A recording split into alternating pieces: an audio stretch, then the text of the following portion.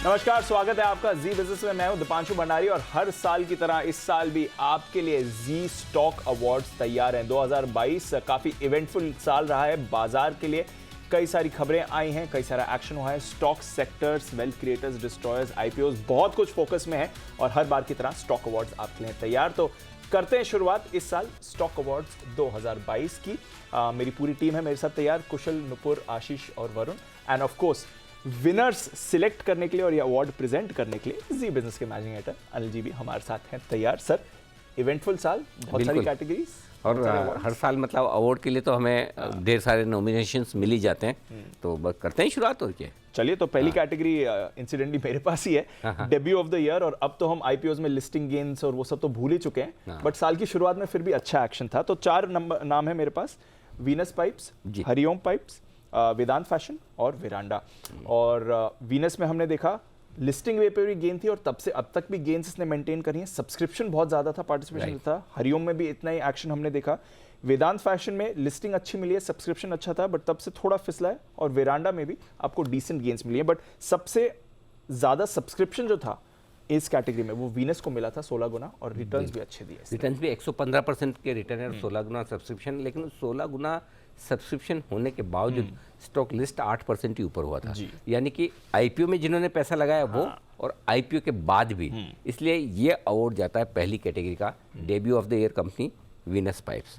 मतलब ये dream debut है इन्वेस्टर्स के लिहाज से भी और कंपनी के लिहाज से भी। इन्वेस्टर्स के लिहाज से इसलिए कि आईपीओ में मौका मिला तो ठीक, नहीं तो आईपीओ के बाद लिस्टिंग पर मौका मिला। और पूरी की पूरी तेजी बाद में लिस्ट होने के बाद में बनी, तो यानी कि इश्यू प्राइस से दुगुना हो गया, लिस्टिंग प्राइस से भी लगभग दुगुना हो गया। तो मेरे ख्याल से ये वो स्टॉक है जो इस साल का नया खिलाड़ी है, जिसने अच्छी वेल्थ बना कर दी है लोगों को। अगले साल लिस्टिंग गेन मिले ना मिले नहीं, अब तो लिस्टिंग गेन वो ख्वाब ही रह गए। मतलब अब तो भूल ही जाओ कि लिस्टिंग गेन्स होंगे।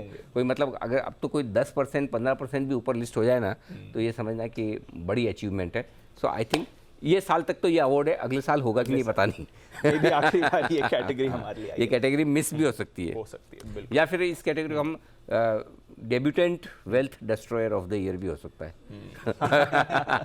हाँ, best debutant in a negative role शायद अब वही बन रहा है। फिलहाल तो वीनस पाइप्स इसमें अनडाउटेड विनर है। चलिए सर, एक कैटेगरी जो हमेशा रहेगी टर्न अराउंड की, और इस साल बहुत अच्छे टर्न अराउंड नेम्स आए थे। वरुण बताइए इसके बारे में। तो अनिल जी, टर्न अराउंड में सबसे पहला नाम अगर कोई जहन में आता है तो आईटीसी आता है। वो इसलिए क्योंकि इसमें इतने मीम्स बनते थे, 200 के आसपास अटका हुआ है। हर महीने के लोग निकाल के दे देते कि देखिए 200 के आसपास ही अटका हुआ है। लेकिन जब चलना शुरू हुआ तो एक जोरदार तेजी देखने मिली। और अगर आप देखेंगे तो 50% से ज़्यादा के रिटर्न्स इस काउंटर ने डिलीवर किए, हैवीवेट ने। साथ ही साथ इस कंपनी की जो ग्रोथ स्टोरी है, यानी कि बिजनेस ग्रोथ, वॉल्यूम ग्रोथ काफ़ी बेहतर रही, खासकर सिगरेट की। दूसरा नाम जो आता है वो है कोल इंडिया। और यहाँ पे अगर आप देखेंगे हाई से निकालेंगे तो 80% की रैली बिना डिविडेंड के बता रहा हूँ मैं, ये कोल इंडिया ने इस साल में दर्ज की है। और लंबे समय बाद अपना जो 245 का इशू प्राइस था उसके ऊपर ये काउंटर निकला है। तो ये भी एक कहीं ना कहीं बहुत बड़ी टर्न अराउंड स्टोरी थी। अगला है M&M लाइफ हाइस पे काउंटर चल रहा है। और सेमीकंडक्टर की इशू के चलते हमने देखा था कि ऑटो कंपनीज की हालत खराब थी, लेकिन वहाँ से अगर आप देखेंगे तो बेटर टर्न अराउंड इस काउंटर में भी देखने मिला, 50% से ज़्यादा की रिटर्न। और आखिरी में एक सेक्टर है और वो है PSU बैंकिंग सेक्टर। ज़बरदस्त ग्रोथ इन कंपनियों में देखने मिली, इन कंपनी के कारोबार में अच्छी ग्रोथ देखने मिली। और पूरे साल में देखिए 70% की रैली, जहाँ स्टॉक्स में नहीं मिलती है, PSU बैंक इंडेक्स ने 70% के आसपास की रैली दर्ज की है। बताएं सर। विनर इसमें थोड़ा मामला मुश्किल था कि भाई कई सारे सेक्टर्स अच्छा परफॉर्म करते हुए दिखे, लेकिन मेरे लिए आसान था। दो में से एक चुनना था जी। या तो सरकारी सेक्टर की जो ज़्यादा कंपनियां हैं डिफेंस में वो चुन लें, या फिर सरकारी बैंकों को चुन लें। तो सरकारी बैंक, ये माफ़ कीजिएगा, टर्न अराउंड स्टॉक की जो हम बात करें तो आईटीसी और कोल इंडिया दो स्टॉक ऐसे हैं जिन्होंने 50-50% के रिटर्न दिए आपको, और बाकी सरकारी बैंक्स ने 50 से 100% के रिटर्न दिए। लेकिन मैं स्टॉक चुनना है, सेक्टर चुनना होता तो शायद सरकारी बैंक चुन लेता, लेकिन चूंकि स्टॉक चुनना है तो अब मेरे पास दो चॉइस है। एक तो मेरा फेवरेट आईटीसी, जो सबको लगता है कि ऑब्वियसली मैं वही चुनूंगा, फेवरेट तो ये होना चाहिए। नहीं, लेकिन इस बार कोल इंडिया है। टर्न अराउंड का मतलब ये कि जिससे उम्मीद आप ना करो और वो अच्छा कर जाए। आईटीसी के तो गाने हमने 2021 में बहुत गाए थे, रिवाइंड कर करके गाए थे। तो उस लिहाज से अगर आप देखें तो आईटीसी तो बन ही सकता है ऑब्वियसली, लेकिन कोल इंडिया ऐसा पीछे से भागा है, 3 साल बाद वापस से आईपीओ प्राइस के ऊपर निकला है, डिविडेंड जबरदस्त दिया। अब तक तो लोग इसको खाली डिविडेंड के लिए लेते थे, पहली बार स्टॉक की प्राइसेस इसलिए बढ़ी कि वाकई में फंडामेंटल बदल रहे हैं, एनर्जी क्राइसिस जो आया उससे कोयले के दाम बढ़े, किए कराएं। सो ऐसी कंपनी जहाँ फंडामेंटल्स बेहतर हो रहे हो, डिविडेंड पे आउट रेशियो बहुत बढ़िया है, गवर्नेंस को लेकर इशू नहीं है। सो आई थिंक इस बार ये अवार्ड आईटीसी को नहीं, कोल इंडिया को जाना चाहिए। टक्कर कांटे की थी, फोटो फिनिश में कोल इंडिया ने मेरे हिसाब से बाजी मारी है, और इससे आप ये मान भी सकते हैं कि जो अवार्ड देने वाली जूरी है वो एकदम निष्पक्ष है। हाँ, अगर मैं आईटीसी को अवार्ड देता कोई मुझ पर ऑब्जेक्शन ले नहीं सकता था। आईटीसी ने 50% का रिटर्न दिया, कोल इंडिया ने 48% का ही दिया है, तब भी मेरे लिए कोल इंडिया है। कोल इंडिया बिल्कुल। तो चलिए सरप्राइज विनर है कोल इंडिया, बट हाँ टर्न अराउंड सेक्टर या बेस्ट सेक्टर जो रहा है इस साल का, नूपुर बताइए वो कौन सा है? बिल्कुल, ये साल सेक्टर्स के लिए भी काफ़ी इंपॉर्टेंट था, और सबसे पहले जो नॉमिनी इसमें आता है वो ऑटो। काफ़ी ज़्यादा टर्न अराउंड देखा है, 17% का रिटर्न दिया है इस इंडेक्स ने।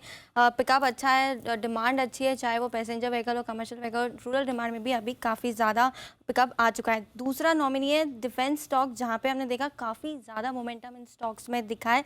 जो ऑर्डर बुक है वो काफ़ी स्ट्रॉन्ग है, जो एक्सपोर्ट्स हुए वो 3 गुना से इस बार बढ़कर हुए हैं, तो ये सेक्टर भी यहाँ पे नॉमिनी होता है।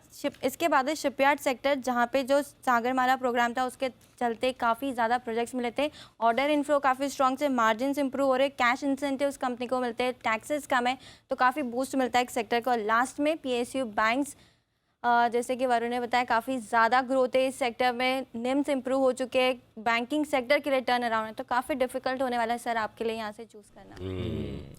डिफिकल्ट तो है, लेकिन मेरी चॉइस क्लियर है इस मामले में, जो मैं थोड़ी देर पहले लीक भी कर चुका हूँ। ये तो ऑब्वियस विनर है। और पहले भी क्यों बोल दिया, अब भी क्यों मैं सरकारी बैंक को ले रहा हूँ, उसकी 2 वजह और है जी। एक तो ये कि सरकारी बैंकों ने रिटर्न सबसे ज़्यादा दिया है, 67% के आसपास के रिटर्न, किसी भी लिहाज से कम नहीं, 67%।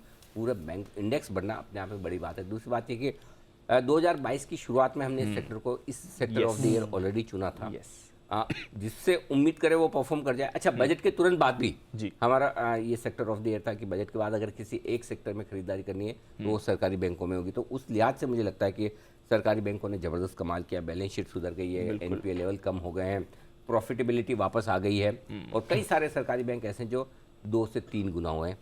पीएसयू बैंक्स, ये है sector of the year. PSU banks undoubtedly favourite था, और आइडेंटिफाई भी हमने थीम करी थी, और अच्छा है आइडेंटिफाइड थीम अगर परफॉर्म भी करे तो जबरदस्त एक्शन आता है। अच्छा, एक और इंटरेस्टिंग कैटेगरी है अनुज जी, और ये है डिविडेंड पेइंग कंपनी। कई सारे डिविडेंड पेइंग कंपनीज आप भी रिकॉग्नाइज करते हैं, आइडेंटिफाई करते हैं, और इस साल डिविडेंड के हिसाब से भी अच्छा हमें पार्टिसिपेशन और अच्छे डिविडेंड्स काफी सारे कंपनी से देखते हैं। एक बार आशीष से जानते हैं इस कैटेगरीज में कौन कौन से नॉमिनेशन हैं। आशीष देखिए, पहला विकल्प है मेरे पास दीपांशु वेदांता। यहाँ पर देखिए 81.5 का जो है डिविडेंड दिया, इसके हिसाब से अगर आप देखें तो 27% की डिविडेंड आती है, लेकिन आप उसका सोचिए जिसने 27.5 पर खरीदा था, क्योंकि हमारा व्यू तो काफ़ी क्लियर था इस पर।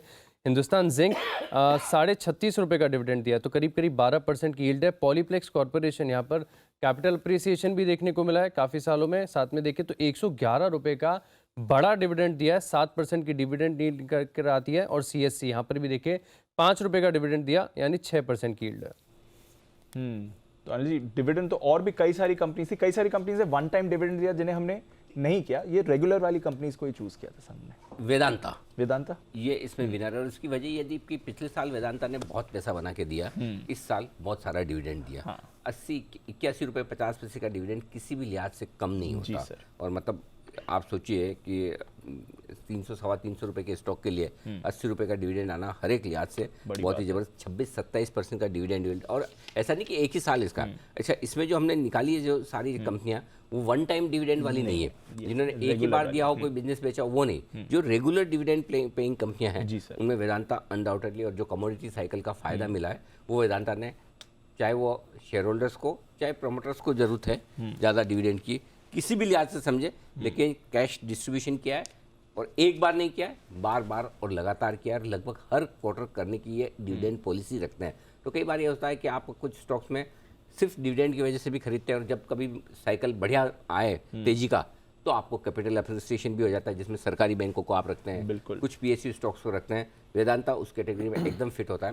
कैपिटल अप्रिसिएशन नहीं भी हुआ, डिविडेंड ने उसकी कमी पूरी करेगा।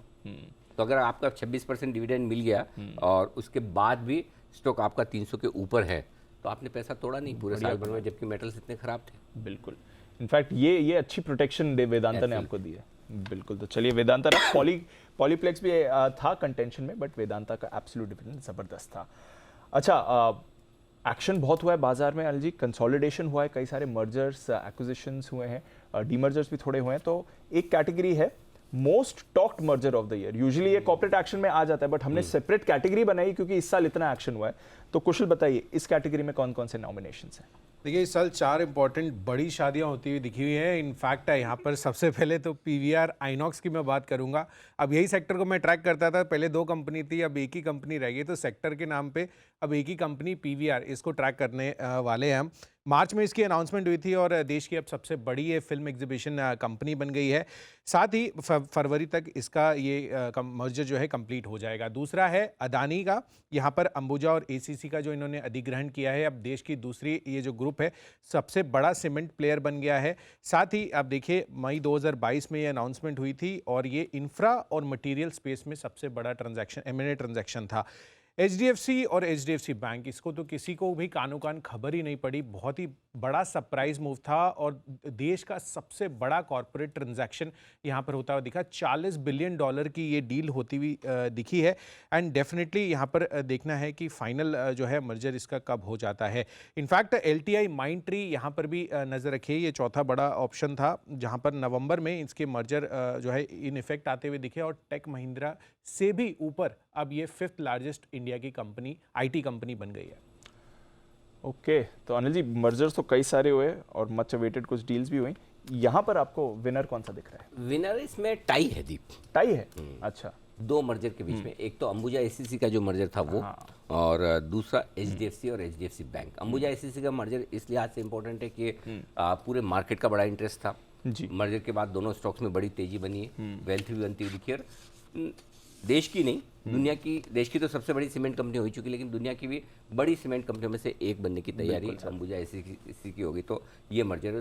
दूसरा साथ ही एचडीएफसी और एचडीएफसी बैंक, ये भी एक और बड़ा मोस्ट टॉक्ड अबाउट मर्जर रहा। जाहिर सी बात है कि एचडीएफसी ग्रुप के 2 बड़ी कंपनियां एक साथ मर्ज होकर इतनी बड़ी कंपनी बनाई। सबसे बड़ी बात यह थी कि दोनों कंपनी एक होने के बाद में पहली हिंदुस्तान की ऐसी फाइनेंशियल सर्विसेज बैंकिंग स्पेस की कंपनी होगी जो दुनिया में टॉप 10 में आ सकती है। Yes sir. नहीं तो अब तक हम भले 5वीं सबसे बड़ी इकोनॉमी बन गए, लेकिन हमारे पास वैसी इंस्टीट्यूशंस है ही नहीं जो दुनिया में जिनका नाम हो साइज के लिहाज से, ताकत दिखे। तो ये टॉप 3 में जाना है अगर हमें वर्ल्ड में इकोनॉमी में, तो कम से कम हमारे पास टॉप 10 में 3-4 इंस्टीट्यूशन तो ऐसी होनी चाहिए। करेक्ट। तो ऐसा तो नहीं हो सकता कि छोटी छोटी कंपनियां और 150 करोड़ लोगों को केटर करे लेकिन बड़ी ना हो। तो इकोनॉमी बड़ी होने के साथ साथ आपके पास बड़े इंस्टीट्यूशंस चाहिए, और उस दिशा में ये पहला कदम है। और ये कई आगे रास्ते और खोलेगा। आईडीएफसी फर्स्ट बैंक और पता नहीं क्या क्या आएगा। सीमेंट में मर्जर हुआ तो सीमेंट में बहुत सारे कंसोलिडेशन और आगे होते हुए देखेंगे। तो आई थिंक ये 2 मर्जर ऐसे रहे जो बहुत ही एक्शन भरे रहे। तो 2 लैंडमार्क मर्जर्स रहे और इसलिए आप दोनों अदानी, एसीसी अंबुजा और साथ ही एचडीएफसी बैंक विनर कैटेगरी में डाल दीजिए। अच्छा अनिल जी, मार्केट रिटर्न्स तो इस साल वैसे फ्लैट रहे हैं, बट स्टॉक्स हैं कई सारे जिन्होंने आपके लिए पैसा कमाया, और पैसा नहीं पोर्टफोलियो में आपके लिए वेल्थ बनाई। तो सबसे interesting category wealth creator of the year. Nupur बताइए इसके नॉमिनेशंस। सबसे इंटरेस्टिंग कैटेगरी है वेल्थ क्रिएटर। उसके फर्स्ट नॉमिनी एमएनएम, जहाँ पे 52% का रिटर्न दिखाता है। काफ़ी ज़्यादा पिकअप है। जो पैसेंजर व्हीकल है वो देखे तो नए जो लॉन्चेस आए ईवी में भी कंपनी ने काफ़ी ज़्यादा इंप्रूवमेंट किया, नए लॉन्चेस लेके आए।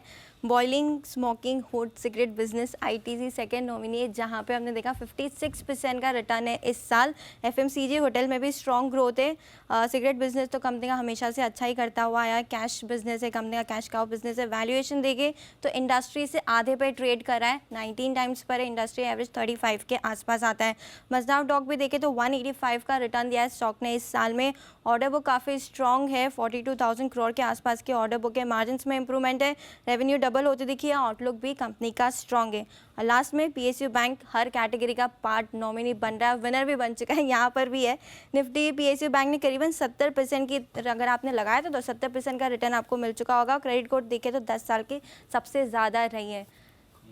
इसमें बताइए अनिल जी, वेल्थ किसने बनाई है? इसमें मेरे लिए कहीं कोई डाउट ही नहीं है, इसमें आईटीसी है। आईटीसी आना ही था। जिन लोगों को लगा कि मैंने आईटीसी वहाँ नहीं लिया तो आगे नहीं लूँगा, तो मुझे पता कहीं तो आईटीसी फिट हो गई। और इसलिए नहीं कि मेरा पसंदीदा है, पसंदीदा 2 वजह से। एक, हम लगातार रिकमेंड कर रहे हैं, तो एक बार सबको मौका मिला इसकी आईटीसी की वेल्थ क्रिएशन जर्नी में भाग लेने का।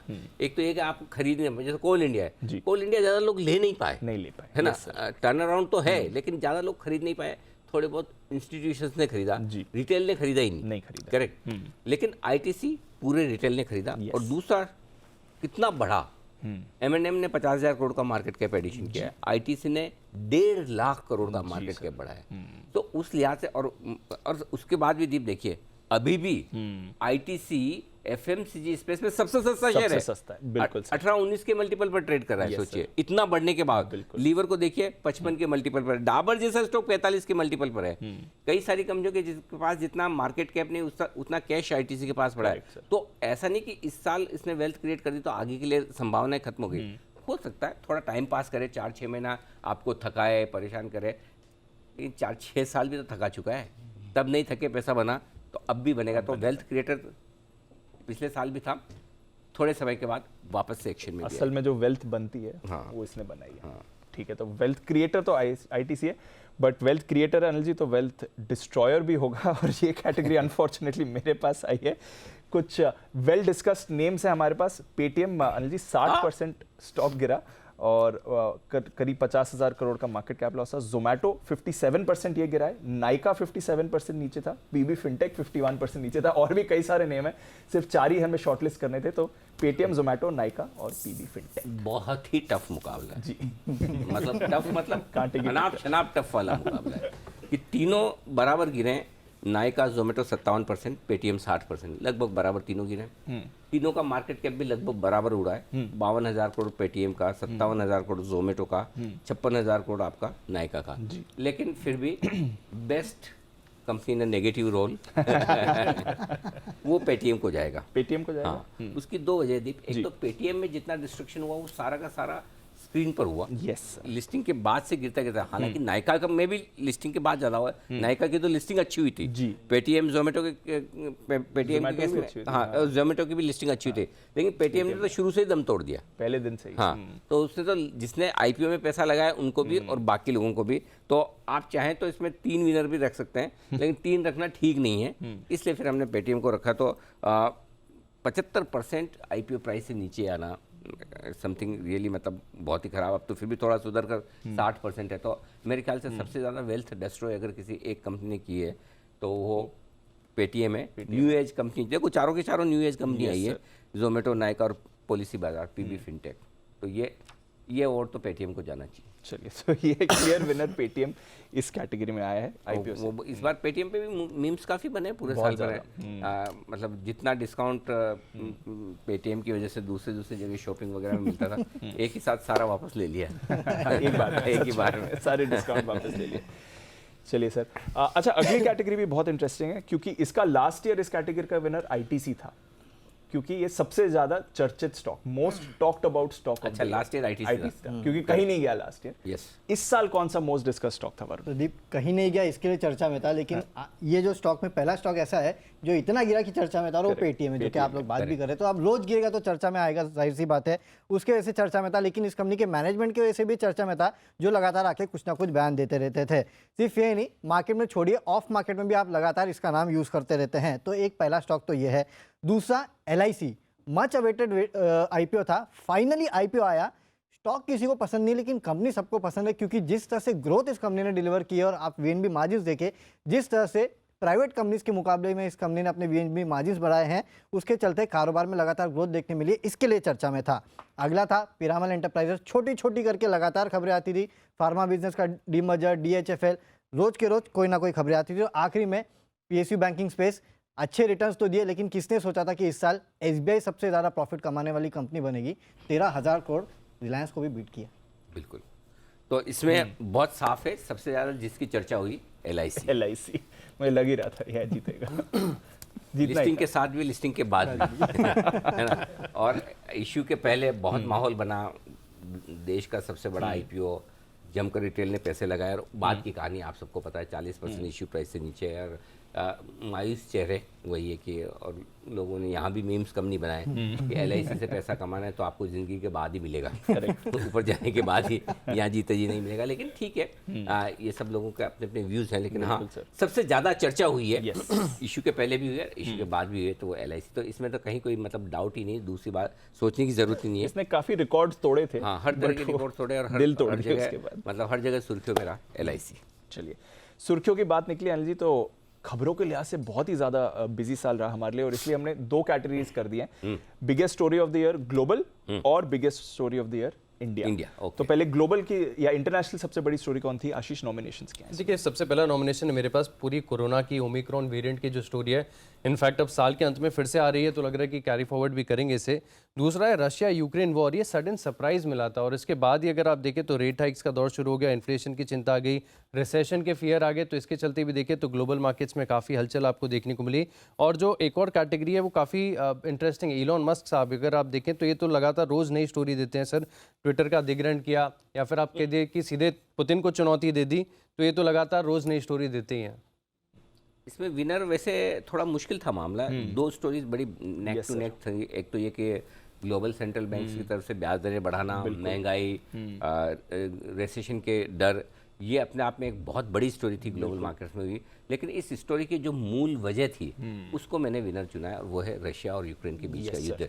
जो कुछ भी हुआ वजह वहाँ से शुरुआत हुई। तो आप चाहें तो, अगर आपको लगता है कि मुझे 2 रखने हैं, तो रशिया यूक्रेन युद्ध और साथ ही सेंट्रल बैंक्स का एक्शन, ब्याज दरें, रिसेशन का डर, ये दोनों रख सकते हैं। लेकिन अल्टीमेटली जिसकी वजह से हुआ उसको पूरा सम्मान रशिया यूक्रेन देना चाहिए। हाँ, पुतिन साहब। तो पुतिन साहब और जेलेंस्की साहब ने जो कुछ भी किया, किसी भी वजह से किया हो, किसने भी करवाया हो, लेकिन जो कुछ हुआ उसकी वजह से 2022 का साल न्यूज़ और मीडिया बिजनेस के लिए बड़ा इवेंटफुल रहा। तो ये स्टोरी तो बिगेस्ट स्टोरी जो है पूरी दुनिया की, रशिया यूक्रेन वॉर ही होगी। मस्क साहब नहीं, मस्क साहब तो बहुत, मेरे ख्याल से 30 से चौथे नंबर पे ही आते हैं, चौथे नंबर पे। तीसरे नंबर पे भी मैं कोरोना वेरिएंट को रखूंगा, जिसकी चर्चाएं दुनिया भर में हुई, लेकिन मस्क साहब तो चौथे नंबर पे ही। रशिया यूक्रेन युद्ध अभी भी उनको बहुत उटपटांग चीजें करनी पड़ेगी, इंस्पिरेशन मत दो तब जाके शायद जीत पाए। आइडिया मत दो उन्हें तो करें। बिल्कुल। अच्छा, भारत में कुशल बताएं कौन सी बड़ी स्टोरीज रही थी इस साल के लिए? बिल्कुल, तो काफ़ी कंपटीशन था यहाँ पर भी। इसमें सबसे पहला है ऑपरेशन डीमैट डाका। ये हमारा one of the best campaigns रहा था, करोड़ों में इंप्रेशंस आए थे, एंड डेफिनेटली ये वाइडली कवरेज भी इसको अक्रॉस द मीडिया मिलती हुई भी नज़र आई थी। दूसरा है FII सेलिंग और DIIs बाइंग। तो हमारी जो तीसरी महाशक्ति है उनकी तरफ से बहुत ही स्मार्ट मूव रहा है। इनफैक्ट FII ने लगभग 2.25 लाख करोड़ की सेलिंग अब तक कर दिया इस साल। उसके मुकाबले DIIs भी इक्वल फ्रंट पर लगे हुए हैं और बहुत ही बेहतरीन तरीके से यहाँ पे भी इक्वल लेवल की खरीदारी भी लौटती हुई दिखी है। तो रिटेल इन्वेस्टर्स स्ट्रॉन्गर और स्मार्टर बन रहे हैं। Wealth destruction new age stocks, ये तीसरा था कैंडिडेट, जिसमें आपने बताया है कि 50 से 60% की गिरावट आपको Paytm, Zomato, Nykaa, PB fintech जैसे स्टॉक्स में होती दिखी। और अंत में ऑटो सेक्टर की रैली, ये हमने कंसिडर किया है, जहां पर ऑटो इंडेक्स तो 16% चला है, but more importantly TVS motor और M&M 50%, और TVS मोटर ने तो 73% तक के भी रिटर्न दिए हैं। तो ऑटो सेक्टर की भी बहुत ही शानदार रैली होती हुई दिखी थी। तो one of the most rising rate cycle में वो भी। बिल्कुल। तो अगर आप मुझसे पूछेंगे तो हमारे लिए तो ऑपरेशन डीमैट डाका सबसे बड़ी स्टोरी, बहुत सक्सेसफुल। सिर्फ ट्विटर पे 7-7.5 करोड़ इंप्रेशंस, इसके अलावा यूट्यूब, फेसबुक, इंस्टा, ये तो छोड़ दीजिए, मतलब ज़बरदस्त रिस्पॉन्स मिला उसको। हाँ, लेकिन चूंकि वो स्टोरी हिंदुस्तान तक सीमित थी, और ये भी स्टोरी जो हम गिन रहे हैं हिंदुस्तान के लिए गिन रहे हैं, लेकिन जो ज़्यादा लार्जर इम्पैक्ट करने वाली जो स्टोरी, उसमें 2 चीज़ें हैं। ऑलमोस्ट टाइप वाला मामला कि वेल्थ डिस्ट्रक्शन जो सारे न्यू एज IPO ने की है, उससे बड़ा मूड खराब हुआ। और मूड खराब सिर्फ है ना IPO में नहीं हुआ, स्टार्टअप्स वगैरह की जो फंडिंग वगैरह होती थी, वहाँ जो पैसा आता था, उनकी भी बैंड बज गई। तो इन्होंने सिर्फ स्टॉक मार्केट पे, सेकेंडरी मार्केट पर असर नहीं डाला बाद में, लेकिन विनर इस मामले में तीसरी महाशक्ति है। 2022 अगर हम बच पाए, 20% डाउ आपका गिरे, 35% नैस्डैक आपका गिरे, और भारतीय बाजार 3% ऊपर, 5% ऊपर बंद हो, तो ऐसा इतिहास में पहली बार देखने को मिला। ये पहली बार देखने की वजह है हमारे रिटेल इन्वेस्टर्स की खरीदारी। तो भले ही FIs ने दबाकर बेचा हो, लेकिन लोकल फंड्स की खरीदारी, और लोकल फंड्स की खरीदारी, घरेलू फंड्स की खरीदारी के पीछे ताकत हमारी तीसरी महाशक्ति की है। तो मैं तो ये कहूँगा कि बिगेस्ट स्टोरी और मतलब अगर मुझे मैन ऑफ द ईयर या पर्सन ऑफ द ईयर का अवार्ड देना हो तो ये हमारी तीसरी महाशक्ति हमारे रिटेल इन्वेस्टर है। और ये महाशक्ति सिर्फ खरीदने के वक्त नहीं है, एक हफ्ते पहले आपने देखा भी जब ये लोग बेचने आते हैं तो फिर एफआईज और घरेलू फंड्स की खरीदारी भी कोई काम नहीं करती। तो ताकत है, आप उसका इस्तेमाल खरीदने में करें या बेचने में करें। तो आई थिंक रिटेल का बड़े ताकत के तौर पर उभरना और एफआईज का डर निकलना इस साल की सबसे बड़ी स्टोरी है। इस स्टोरी के लिए coach of the year award आपको अरे हमको ताकतवर बनाने का जो रोल है, ये कह सकते हैं कि हमने डरने नहीं दिया, घबराने नहीं दिया, और जब जब जरूरत पड़ी कॉन्फिडेंस का बूस्टर डोज लगा दिया ताकि लोग बने रहे, डटे रहे। और जो बने रहे, डटे रहे, आप देखिए ना लाइफ टाइम हाई के आसपास है। बैंक निफ्टी से मुश्किल से 500-700 पॉइंट आप लाइफ टाइम हाई से दूर है, निफ्टी में मुश्किल से 500-700 पॉइंट दूर है। अब इससे ज़्यादा बढ़िया मार्केट क्या हो सकता है? और उस पर भी अगर हम निराश हो, मुंह फुला रहे, चिंता में रहें, तो फिर कुछ गलत कर रहे हैं। ठीक है। तो ये हमारे जी स्टॉक अवार्ड्स, सारी बेहद इंटरेस्टिंग कैटेगरीज और उसके विनर्स, जूरी मेंबर और जज अनिल जी बहुत बहुत शुक्रिया। सिंगल बेंच जज सारे विनर्स को चुनने के लिए और उन्हें अवार्ड देने के लिए, और हमारी टीम का भी बहुत बहुत शुक्रिया ये सारे कैटेगरीज बनाकर उन पर रिसर्च करने के लिए। जी स्टॉक अवार्ड्स 2022 में बस इतना ही। बने रहिए और बेहद इंटरेस्टिंग प्रोग्रामिंग आ रही है आपके लिए जी बिजनेस पर।